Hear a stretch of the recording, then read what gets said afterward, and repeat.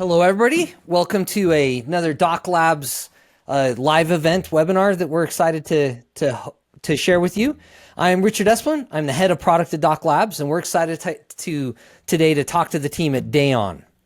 Now, we love these events because you, our live audience, ask such great questions. It's fun to see you in the chat. It'll be fun if you're watching live. Please put into the Riverside chat where you're watching from. It's always fun to see the different places people come and see that engagement. And as you have a question during the session, put it in there. Our faithful event coordinator, Francisco, will collect those questions and we'll be able to go through them at the end. Now, for today's topic, Truvera's platform for managing verifiable credentials is only really useful when there's useful data that's put into a credential. So when we're talking about personal information, personal identity data, we want to do identity proofing and figure out, what do we know about the human that we're giving a credential to. And Daon is a partner that we've been working with. We recently announced our partnership with Daon last month, and we've been working with them for about a year. We've been able to work on a number of projects together. I've always been impressed with the depth of knowledge that the team at Daon has. And together with Daon, we've been able to provide some end-to-end solutions for customers. So we're excited about that. Daon's TrustX is a leading platform for identity verification. It makes it easy to identity proof customers, employees, and partners. And recently, Daon added to TrustX an integration to use Truvera to create verifiable credentials from identity data and to consume those credentials instead of requiring the original documents. So no longer do you have to go find your passport and your driver's license in order to do every interaction. Once you've gone through Daon's flow once, then TrustX can send a credential and you can reuse that credential in the future. So today, from Daon's team, we have Paul Kenny and Tom Reddy. Paul, would you mind introducing yourself? Hi everyone, my name is Paul Kenny. I'm VP of Customer Success at Daon. I'm also product owner of our IdentityX product line, so nice to be on this call. I'm been with Daon for about 20 years and working in the identity industry for just as long. So hopefully I can bring experience, if nothing else, to this conversation. So I'd like my colleague Tom to introduce himself as well. Great stuff. Thanks, Paul. Yeah, hi folks. Tom Reddy is my name. I'm a principal consultant here in Daon, based in Dublin and Ireland. Similar to Paul, I'm pretty much a lifer. I've been here for about 15 years. And predominantly I work with our customers across the European region. Exciting. And looking at the chat, I see we've got attendees from all over the world, some of you in the middle of the night. So thank you for staying up late to attend with us. A few people I see from the United Kingdom as well as from Dublin, local to you guys. So welcome everybody who's in the chat. So Tom prepared a demo of this new feature. I'm excited to see how we integrate credentials into TrustX. And I realized, Tom, we don't want to all see your passport. So thank you for recording it in advance. And thank you, Francisco, for blurring out the personal data so we're not broadcasting your personal information to the world. It is pretty cool. Normally we like to do a live demo, but we decided showing a live identity is part of the value that TrustX is providing. So we're glad, Tom, you're using real documents, but that also means we're gonna watch the recording so it all gets blurred out. Thanks a lot, Richard, for the introduction and the opportunity just to talk a little bit about the work that we've been doing here in Daon with Doc Labs. So as Richard mentioned, we've put together a demo to showcase the Daon and Doc Labs integration. So I've put together here a couple of slides just to provide some background on the demo environment, the content of the demo itself that we'll run through, and then we'll finish off with a quick tour of the Daon TrustX back office. So to showcase our integration between the two services, we've set up a demo environment. So on the Daon side, we've created a sandbox environment on our TrustX platform. So TrustX is Daon's kind of next-gen identity continuity platform. It's supplied as a SaaS offering that aims to provide a no-code, low-code orchestration layer that sits on top of our identity proofing solution. So within the TrustX tenant, then, we've created a number of processes.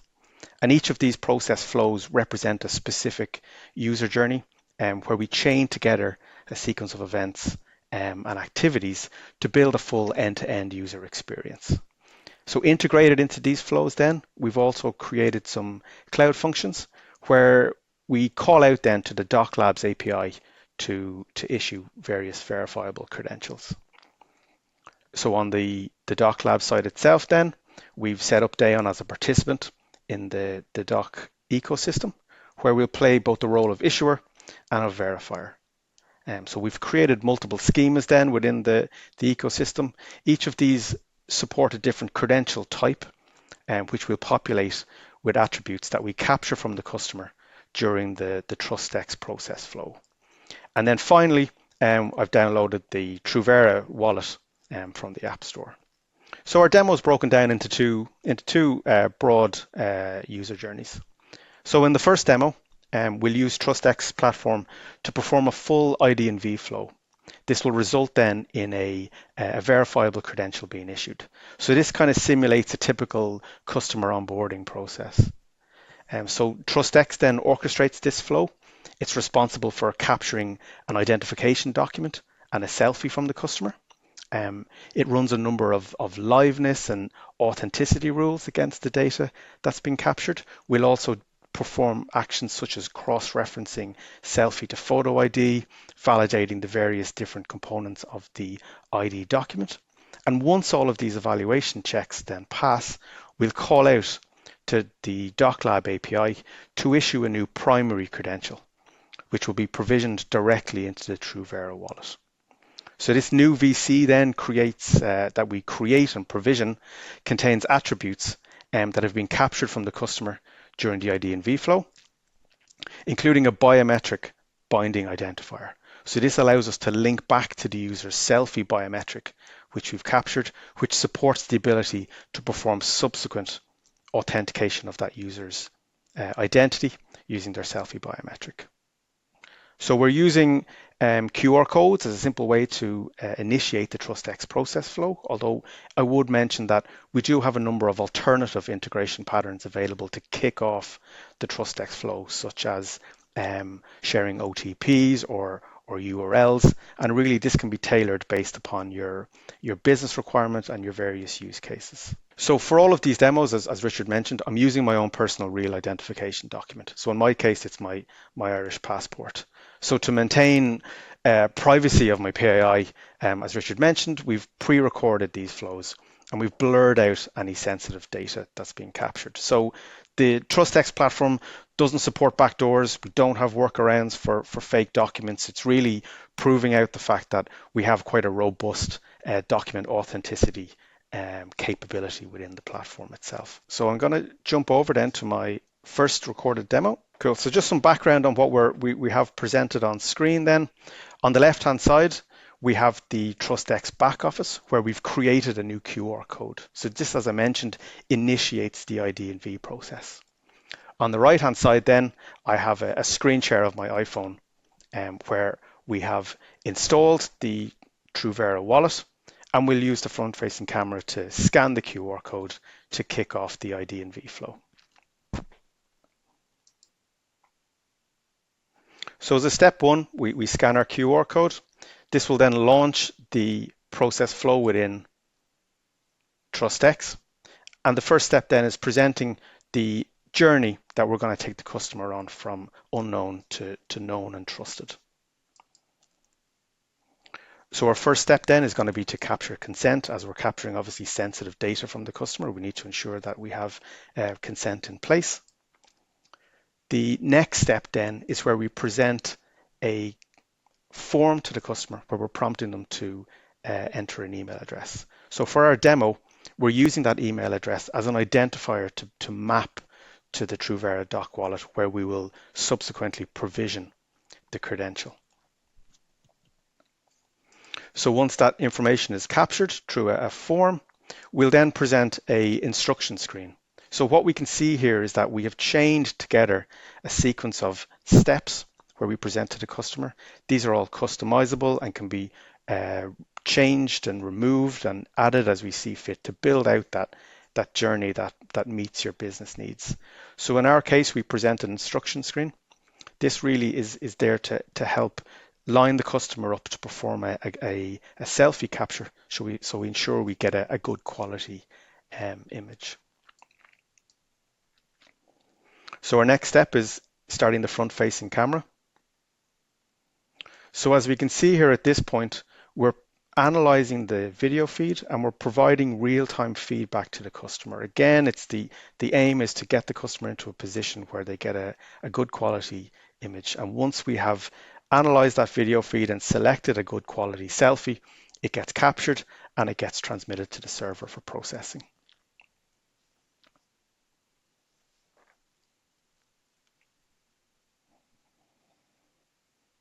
So once captured and processed, we will then move on to the document capture screen. So let me just go back a bit. So the TrustX platform itself supports a wide range of document types, supporting up to 200 plus country national identification documents spread across the various different identity document types. So for my demo here, I'm going to use my Irish passport. So we'll select those options. This will then present again an instruction screen to help guide the customer in capturing this document. Once they have proceeded, we'll then start that back-facing camera, and we will again provide real-time information back to the customer to help facilitate the capture of that document. So once we have it captured, it gets processed and transmitted to the server. At this point then, we will perform all of our document authenticity, our liveness checks on the data that we've captured from the customer. We will cross-validate our photo ID with our selfie. And once all of our evaluation steps have completed and we're happy with the onboarding process, we will then execute a custom function which calls out to the DocLabs API to provision a new credential. So we are extracting information from the data that the customer has provided us. We're hydrating that verifiable credential and we're provisioning it into the DocLabs API.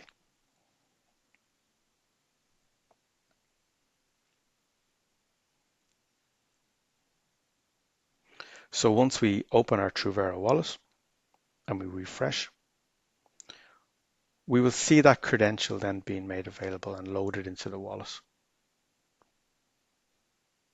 So the type of attributes then that we have captured have come from the ID document that we processed during the IDV flow, and they're now available for the customer to within that primary credential. So as I mentioned, the credential also includes a biometric binding identifier. So that allows us then to link back to the biometric that we captured during the onboarding process, which is stored outside of the wallet in the Daon documents and the Daon data store.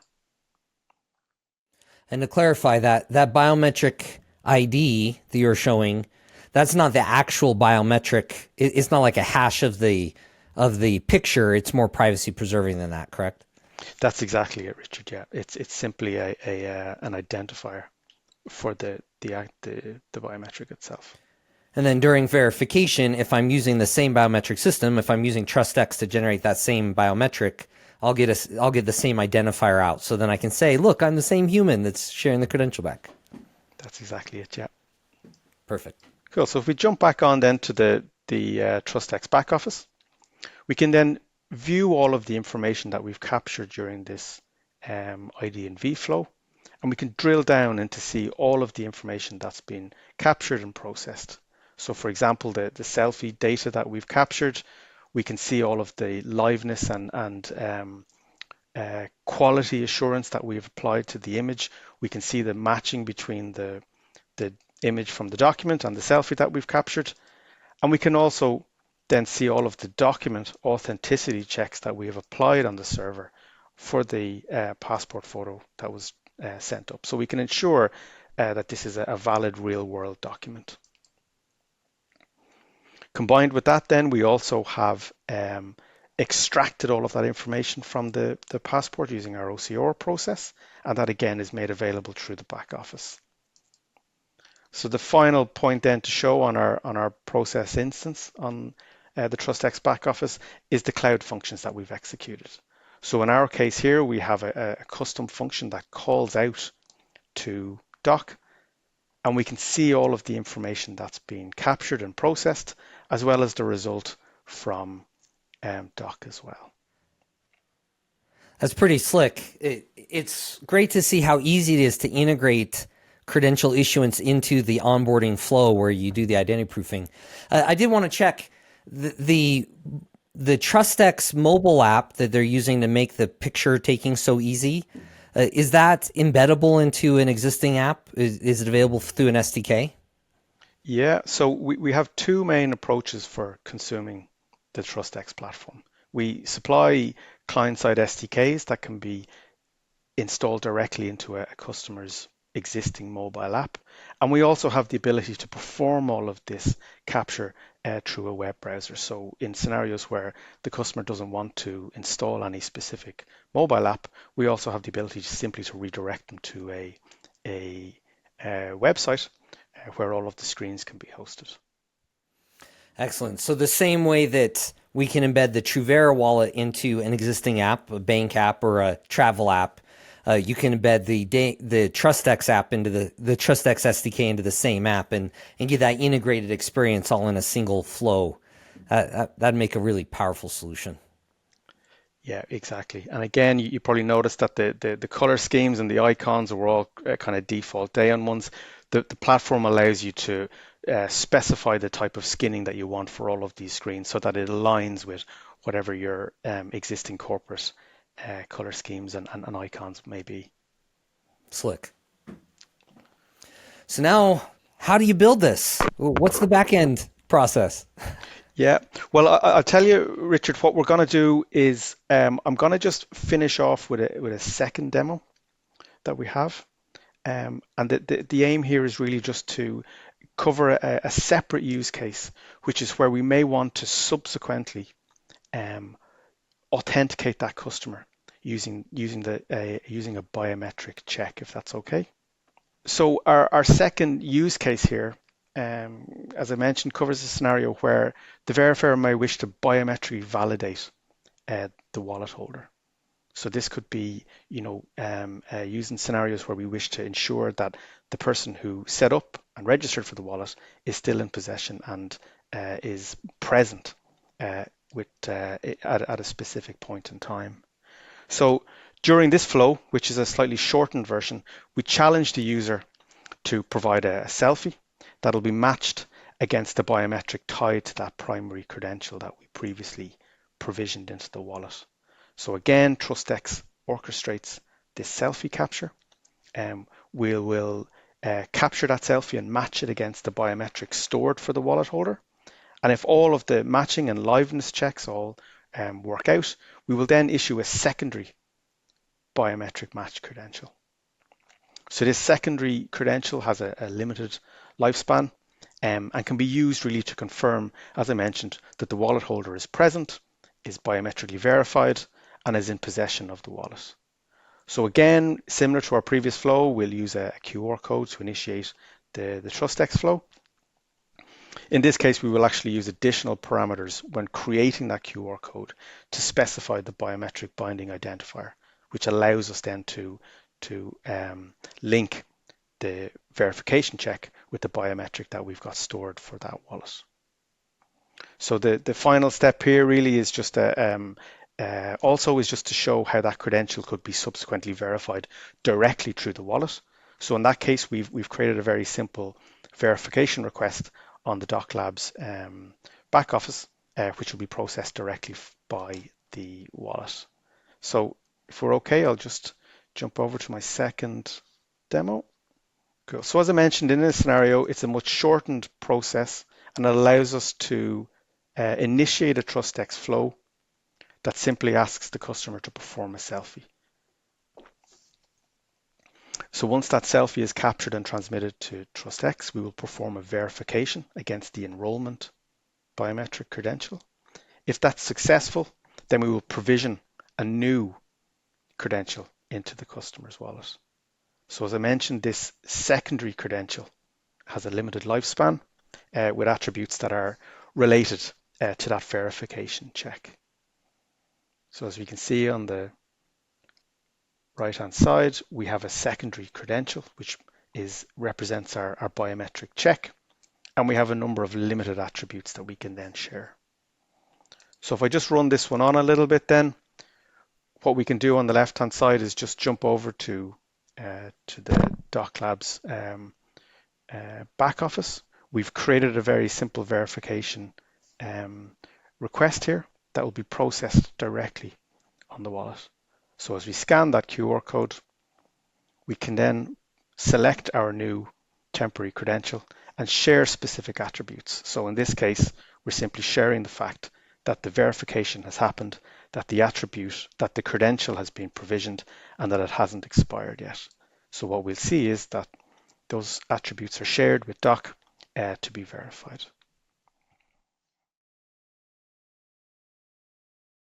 And that's great because it shows the flexibility of the flow that you can adapt it so easily. That's very powerful.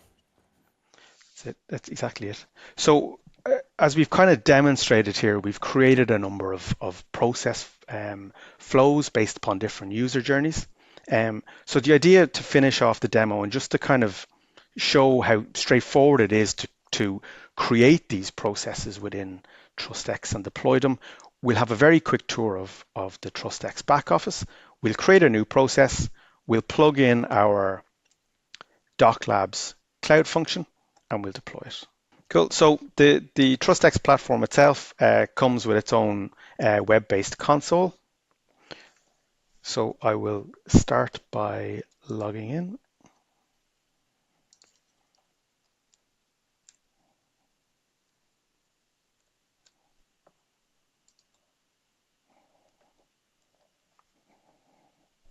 Cool. So our TrustX back office gives us sort of full visibility on all of the process definitions that have been created within our specific tenant. So in our case, we've set up a Truvera tenant where we have executed and run all of our demos.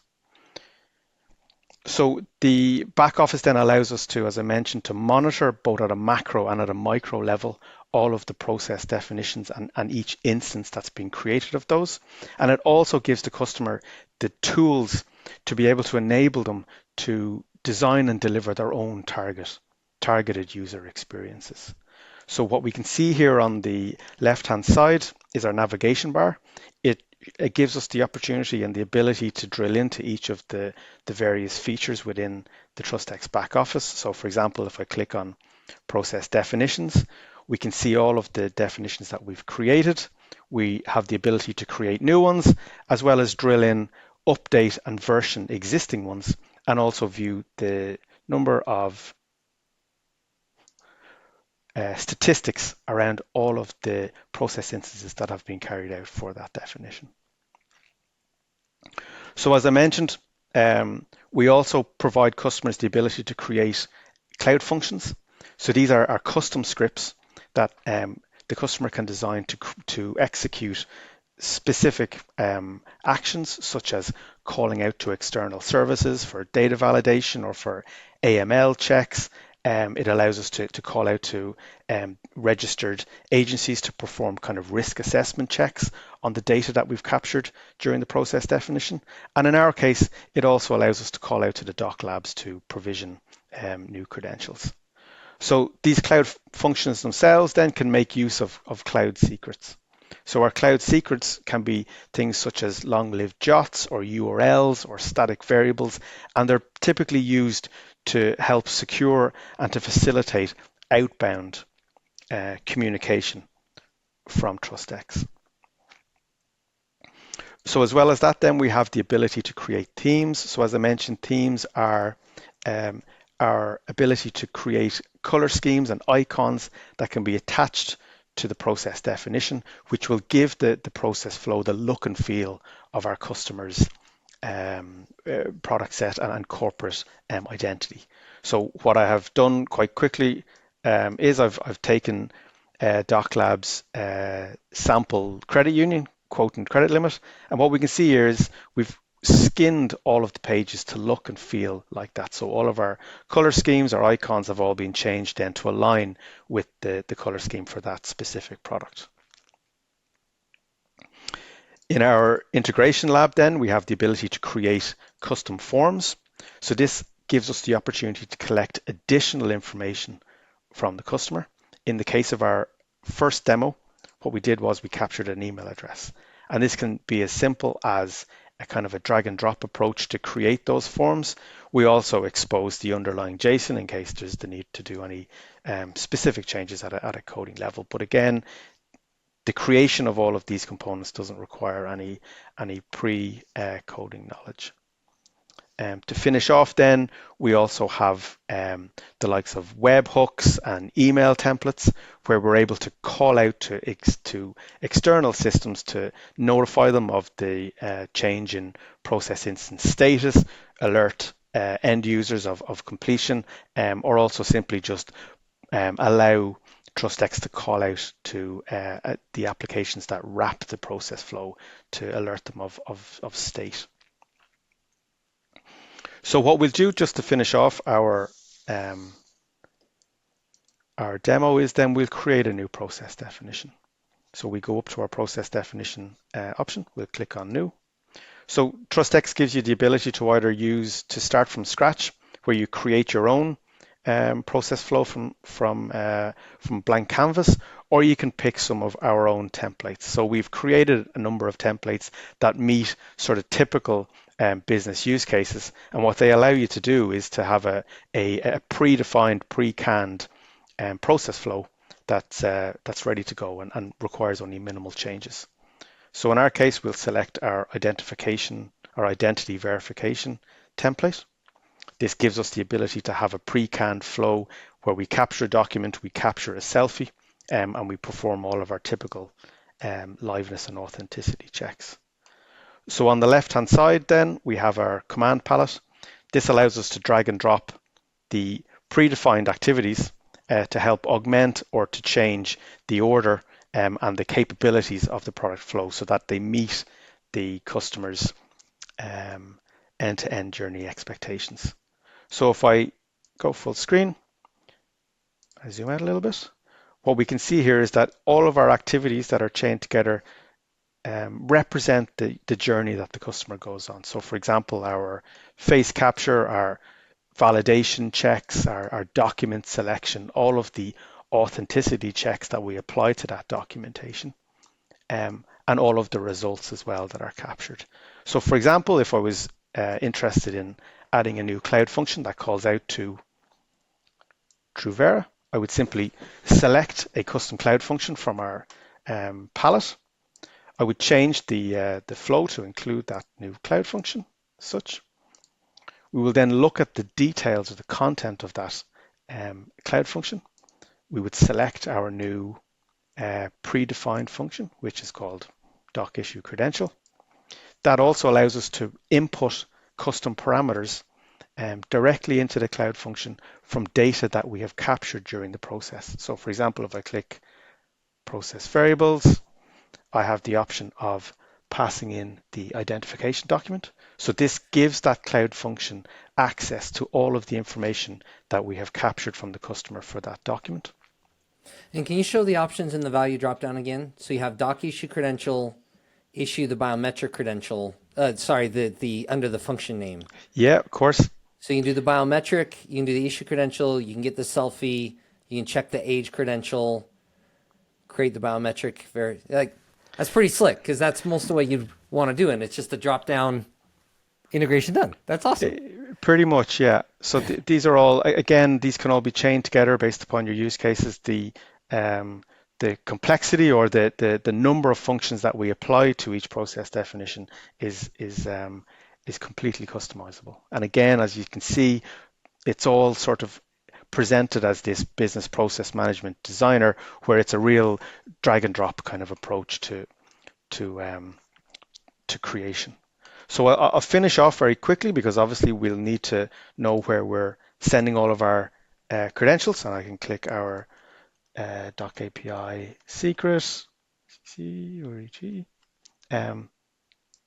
as well as the doc schema that we want to create this credential under.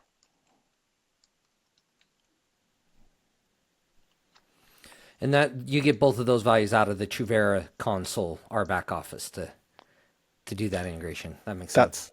That's exactly it. So as I mentioned then, we can attach a theme to this. So I'll pick my Quotient Credit Union theme so that all of the screens that are presented will be skinned with those icons and screen colors, and we'll simply give it a name. So we'll give it a name of webinar 3rd of April. So once we're happy with all that, we'll simply click Save and Deploy. This will then automatically generate all of those screens. It will create the process definition, which is now available live to test if we wish. So Richard, that kind of covers the demo all the way from the end user experience to the customer's development team. I love it. So that process definition you show with, I don't know, 40 boxes there. I've worked with customers before, and they're very detailed. I need to have this confidence level on the front side of the driver's license and this confidence level on the back side of the driver's license. So it's great to see you can customize all that in TrustX quite easily, and then adding that issuance to just one more box. So it's really easy to add there. And then you can add a new branch on that process definition that says, if they have a credential, let's verify the credential. And then you can skip all that detailed stuff and get the same data you checked the first time. That seems like a very nice flow. Makes it much easier to maintain while increasing your confidence that the information you're getting out is that trustworthy information without having to force the user through the process of getting their original documents. That's very cool. Yeah, that's exactly it. And as you can see, those activities that we support around the selfie processing and the document processing typically have our recommended thresholds and our recommended configuration. So it doesn't usually require the customer to make any changes or to be familiar with them, but it gives you that flexibility that if there are changes required, that they are surfaced through the TrustX back office. That's excellent. That's excellent. So I could ask tons of questions about the details, but I know you can go through that with individuals that are interested. I wanted to ask some general questions. And Paul, you're probably the right person to answer. What made you get interested in integrating credentials into your flow, and what are the customer use cases you see where this can solve that were hard to address previously? Yeah, thanks, Richard. Yeah, so we've seen demand from our customer base and in terms of customers themselves who want to both consume credentials from other ecosystems, as well as customers who want to create their own data sharing ecosystem. So they could be data sharing ecosystems that are internal to their organization. They could be data sharing ecosystems that are through their partner networks, or indeed out to wider public ecosystems. And we believe that verifiable credentials are a great way to do that type of data sharing within those three different types of ecosystems. So that's why we've looked to partner with Doc to add this capability that we were able to issue verifiable credentials. And I think that using verifiable credentials via a wallet like Doc really allows that data sharing to happen and put it in the control of the user so that they can control the privacy of their data as they share it. So the TrustX customer uses TrustX to check the government issued identity, and then they can use that information. And my understanding is Daon has other data sources that can be queried as well.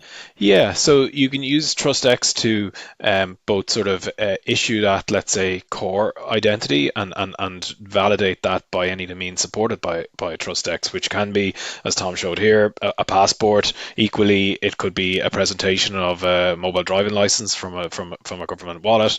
It could be based upon, in some countries, there are, as you said, government databases that we are able to containing identity data that we can link in and check and verify, and indeed do that with a number of our customers today. So that depends on the country that you're operating in as to what's available. So the platform has that flexibility to be able to tie into the most appropriate scheme for the country that you're operating in, and then set that core identity information, and then you can then bind other credentials to that and issue them off the back of it. Excellent. So check the government database, or check the government issued document with TrustX, check whatever data sources are important in your jurisdiction, and then add the additional information you have about that person based on your company's private information. They're an employee, their credit limit, their account number, whatever, and then issue them a credential that then lets you get all that information back super easily when they return. Correct. Yeah. That sounds like what people have been asking me for 10 years. This is excellent. And what made you decide Truvera was the right partner for this integration? So one of the things we like about Truvera is the wide range of standards that you support. So we're I suppose a company that has been in business for 20 years, so we know that being a little bit of a zealot and getting too embedded into one particular standard or space is never the right answer for a wide user base that needs to be able to operate globally. The whole world is never going to agree on one single standard and one single way to do everything, as much as we might all love that it did. So I think that one of the benefits of working with Truvera has been your observation and adoption of a variety of standards, so that we can then bring that variety to our customer base, and enable us to let them take advantage of the ones that they think are most appropriate for their use cases. I would say one of the other things that we've enjoyed working with Truvera in is the innovation that you've been leading around the biometric-bound credentials that we've shown here. I think that that's a unique offering that allows ecosystems to have that proof that the presenter of a verifiable credential is indeed the person that it was issued to. There obviously can be ways that can be done via the wallet. Indeed, so we've seen, I suppose, three different schemes. One is this biometric bound credential, the other is where we might trust the wallet, and the other is where the relying the credential itself might have data that a relying party has to validate. And I think that's one that a lot of people don't really like. So I think having something that's a little bit more privacy preserving like this is a nice way to get that assurance when you need it, but without having to share the data to the relying party. Excellent. That was fun to work on with you. I have to say that's where the partnership was really valuable for us. You gave excellent feedback about how that would work in the real world that informed what we were building. Very, very useful. I want to ask Tom, during the integration process, how hard was it versus other integrations you've done? What was it like? Any surprises? I think the main surprise, Richard, was how intuitive the Truvera workspace was. So I'll freely admit I didn't know a huge amount about verifiable credentials before we started the partnership. I think that the back office to be able to create schemas and ecosystems is quite straightforward. The way that your API is presented is also quite straightforward. The resources of Swagger and Postman really help kind of expedite the integration pattern. So I certainly think it was quite seamless. It was quite quick. I think the gold standard is always not having to email you every 10 minutes with questions. It was an enjoyable and flexible integration, I think. So certainly a lot of credit must go to the Truvera API team on that one.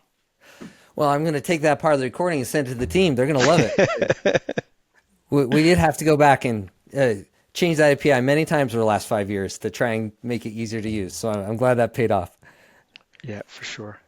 And another question for Paul, and Tom, you might have opinions about this. How do you see verifiable credentials in your IDV process changing the identity verification space over the next couple of years?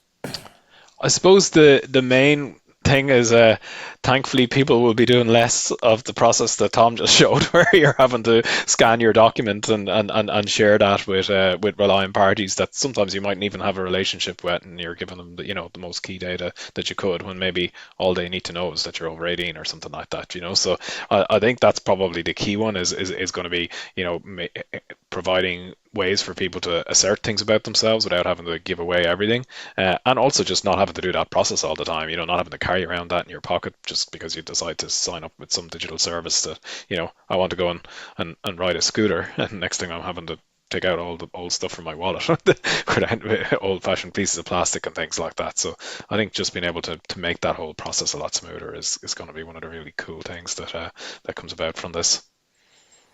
It's the user experience that we've been demanding, that we as consumers have been demanding since the internet arose. So very exciting.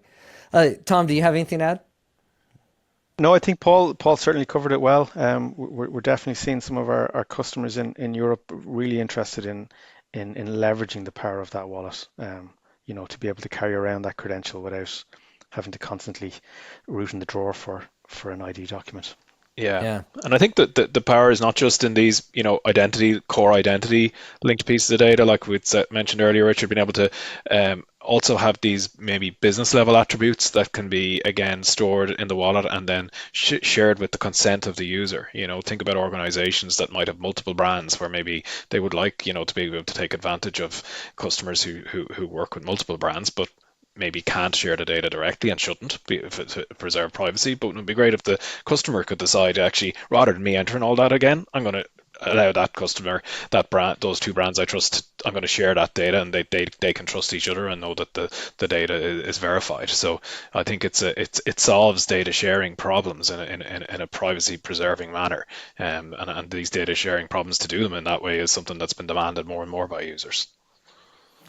Yeah, and that data sharing has so much power to just simplify and automate business workflows that are currently very manual. You end up printing out a paper to take it somewhere instead of just taking your phone. But one of the concerns I've had when I'm working on projects related to this is people are nervous about how the liability changes or the regulatory environment. Do you have any guidance for how credentials relate to that, checking the original document, and when you can use a credential, when you can't? I know it's going to be jurisdiction dependent, but what advice do you give customers on that topic? I think it is going to be jurisdiction dependent, Richard, and it's a topic that's hot at the moment. Especially as we see in Europe the requirements around organisations to it being mandated for organisations to take identity from the EU wallet, and indeed for financial organisations to use it for secure customer authentication of payment transactions. So I think that liability model is still one that's an open question, and it's really watch this space, would be the way I would look at it. Yeah, and that's what I love about your demo, Tom, is that very common use case of I'm checking the same user I've checked before using the same trust model. TrustX is, I check the original identity documents. Like, nothing has to change for that. The trusted. The source of trust is the same as always. It's Daon TrustX. I'm going to trust them to check the driver's license or the passport. And then when they come back, I'm checking the credential that says they already checked it. So that process seems like it'd be fairly smooth to adopt. And then as you start to get into these data sharing use cases, travel use cases, that's where it gets more complicated. You need to check with your jurisdiction to figure out what's right. Yeah, absolutely. And I think one of the strengths of that onboarding process gives us as well is around security of that data. So during the capture of all that information, we ensure that it's all encrypted at rest. We use a hierarchy of cryptographic keys to ensure it's both tamper-proof and it's encrypted at rest. We give our customers the ability, to bring their own keys as well if they wish to control the cryptographic process of the storage of that data. So it really does give us sort of the assurances that when we capture the information that we are, if we do require to maintain it outside of the ID&V process, that we are ensuring that it's secure, it's maintained in a secure fashion. Excellent. That makes sense. Well, I don't want to monopolize the time. I see we have a list of audience questions. Thank you for your engagement throughout the presentation to our audience. Doran is asking if the passport is verified with a government source of truth. How does TrustX check the authenticity of the passport? Yeah, so TrustX can use NFC to communicate with the chip in the passport to verify that it's both a real passport and that it's been issued from the appropriate issuing authority of the country, and that indeed the data has not been tampered with. So it's able to get a digital representation of that data and check that it wasn't tampered with. So it has that capability in terms of that would be the highest grade of assurance that we can get in relation to passport data. Excellent. That And you're able to do that in a lot of different jurisdictions, is my understanding. Yeah, so e-passports are rolled out for most of the countries worldwide now. There's a couple of countries that are just going live in this year, but who have been the final ones to adopt it. So it is going to be available across the board. We are currently live on a number of production programs using it and seeing really good success rates. I think it's one of the areas that people are a little bit afraid of with NFC is like that users may not have seen it before, and that will they actually be able to do it? And we're finding that actually users are able to do it, and the success rates are proven to be very high, and it's great to see such a strong method of assurance of the identity being able to be adopted at scale. Excellent. And Pierce asks about the verifiable data that's stored, and he asks, is the Daon data store a verifiable data store using the DID? And I think that's where TrustX and Daon, or TrustX and Truvera work together. Would you mind explaining how that process works? Yeah, so the data that you would have seen in Tom's demo is really only stored in the TrustX system for the duration of that process instance. It's then, as you saw at the end, using the cloud function to go and issue that data or whatever parts of the data are appropriate to a verifiable credential that's stored in the wallet. And I think probably, Richard, you could probably speak to a little bit that a little bit better than I in terms of the options on that one. Yeah, and that's where you saw Tom move from the Daon TrustX app that does the biometric and uses the mobile camera to get a good quality picture. It then goes through the TrustX back office to generate that credential. Then TrustX is calling Truvera's API to issue the credential using the format that Tom had previously configured in the Truvera workspace. And then at that point, the credential gets pushed into the Truvera wallet that Tom demoed. And so at that point, TrustX can forget about the credential information, though they still have the record of the onboarding, as long as that's kept. And Truvera's back office forgets about the credential information, and it's only stored on the user's wallet in a decentralized way. Now we do support cloud storage for that too, so you can recover if you lose your phone, optionally depending on your use case. But so at that point, the user has their information on their phone. And yes, the communication between TrustX and the phone is done using the phone's DID, and the credentials signed using the DID that TrustX has for the issuer. So that's where the DIDs fit into the process. So Pierce, if you have more questions on that, feel free to put them in the chat. If we get time, we'll come back to it. And of course, we can continue that conversation in other venues if you have more questions. Pat is asking about how the OCR works when you check the passport. What if the OCR gets a field wrong, and does the human have the opportunity to fix an OCR's mistake? And two parts of this. One is if it's just an OCR mistake, and the other is if somebody's changed their name or has some other change to the identity document, how does TrustX help me to manage those? Yeah, so answering this question is key to the sort of, let's say, the rules that the organization has around how they want to onboard and verify identities. But I would say the preference is to use data, as we mentioned, from the NFC chip in the document. In that way, you're getting not only the correct data without any chance of error, but it has built-in capabilities to check that it hasn't been tampered with and it's been issued by the correct organization. However, there are some times when that's not possible. Maybe the country doesn't have a document with an NFC chip in it. In that case, I would say our next level down would be using machine readable zones for the data. So many documents now have QR codes or PDF 417s that have a rich variety of data in there, as well as some attributes that can be verified against third-party systems. And indeed, then pretty much all passports will have also machine readable zones that involve alphanumeric characters. So they have check digits built into them to make sure that there's been no error reading on the OCR. So generally, we'd advise not to provide users with capability to change data that's on the document. However, that said, the platform is a flexible platform. It has that capability that Tom mentioned earlier to have custom data forms where you can display data and ask users to enter data. So it does have the flexibility to be able to bring different user journeys to the surface, but really it's an area that you need to be careful of. That makes sense. In the U.S., people worry a lot about the Fair Credit Reporting Act, where you have to give people the opportunity to correct their data.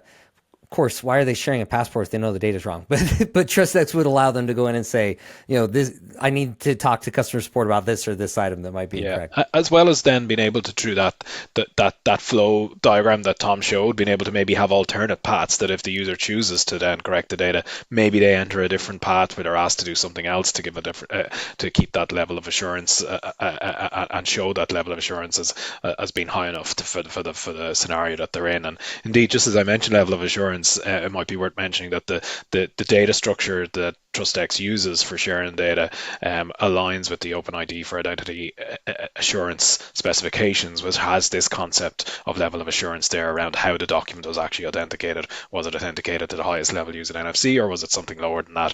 Is an attribute that's part of that sharing scheme. That makes sense. So path 1, check the passport. Path 2, here's my passport plus my name change document plus a request for human review or whatever that process Exactly. is. Yeah.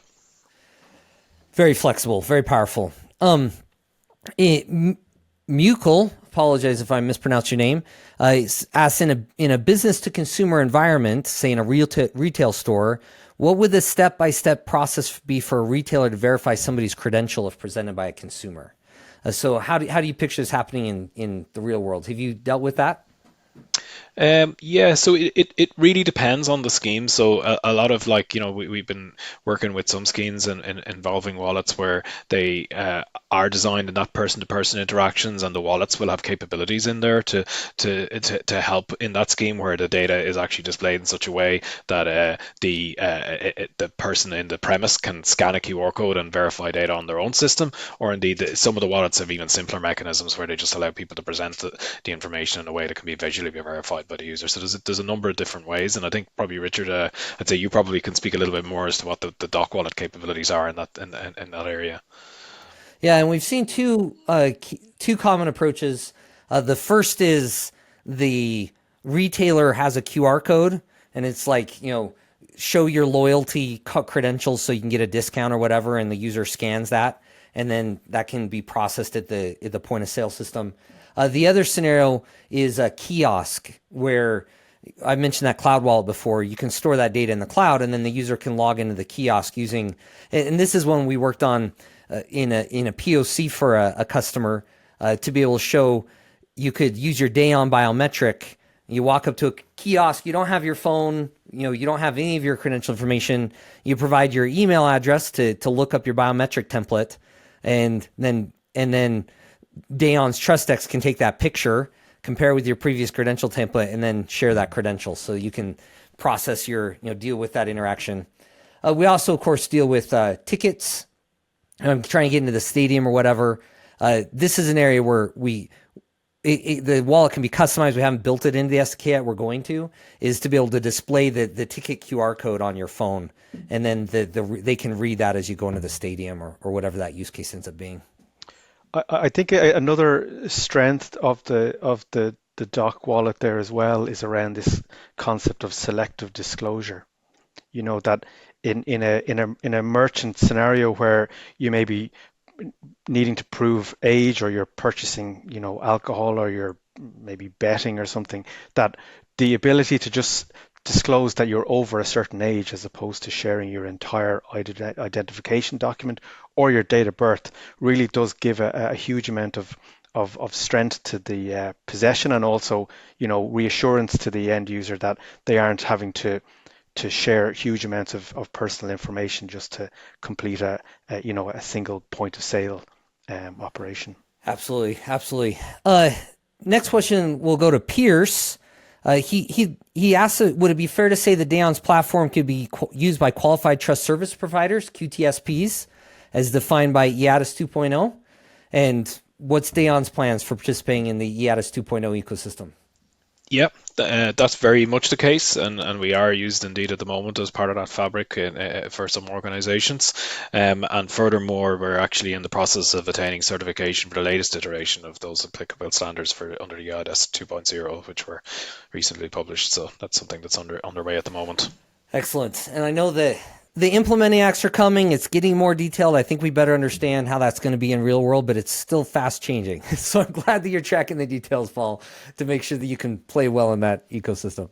Yeah, And I've appreciated you giving me information to help us be compliant as well. I'd say the things we're observing, I suppose, is as we see more of those requirements being published, is that the technical sort of abilities needed to comply with those requirements are things that we thankfully have already baked in and are part of the product offering. It's now about getting those certifications and getting getting everything attested in a way that's compliant with the ecosystems and the regulations that they need to comply with. Excellent. And for those who are interested in learning more, we hosted an event 2 weeks ago that was an eIDAS explainer, and I found that really interesting. Better understand what QTSPs do and what are their role and all the different credential types, that sort of thing. We're on the hour, pretty close. I do realize I left out a few more detailed technical questions. We do host a Discord channel. I'd love to have some of these conversations on Discord if we didn't answer your question.